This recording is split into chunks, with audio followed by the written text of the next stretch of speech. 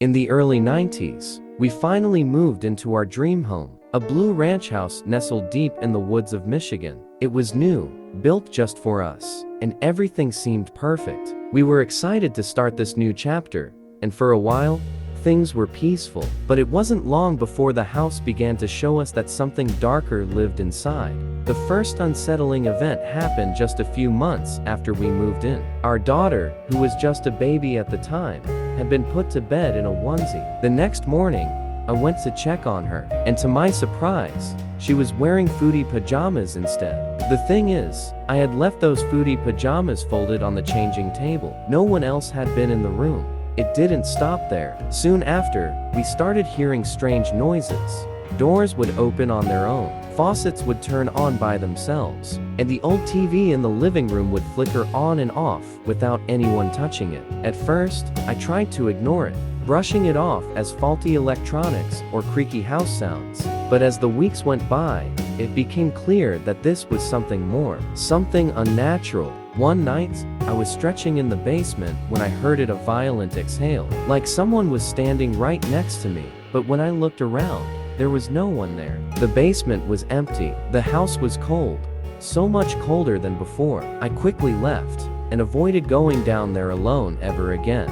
Not long after that, the toys started going off by themselves. It began with one toy here and there, a light flashing, a sound playing, but then it escalated. The toys in different rooms would activate one after another, as if something was moving through the house, touching each one in turn. It became so frequent that I shouted for it to stop, and just like that, the house fell silent. But the scariest moment was when we pulled into the driveway one day. There, sitting in the middle of the driveway, was my daughter's tricycle. It was perfectly positioned, as though it had been placed there deliberately, but the driveway sloped uphill. There was no way it could have rolled there on its own. Something had put it there. Something wanted us to see it.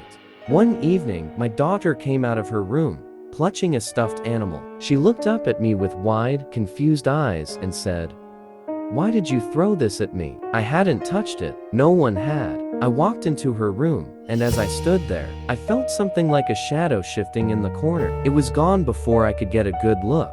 Another time, I was lying in bed when the strap of my bra snapped. At first, I thought maybe I had moved in my sleep, but then it happened again twice, 3 times. I sat up, looking around the room, but there was nothing. No one was there. Yet, I couldn't shake the feeling that something was.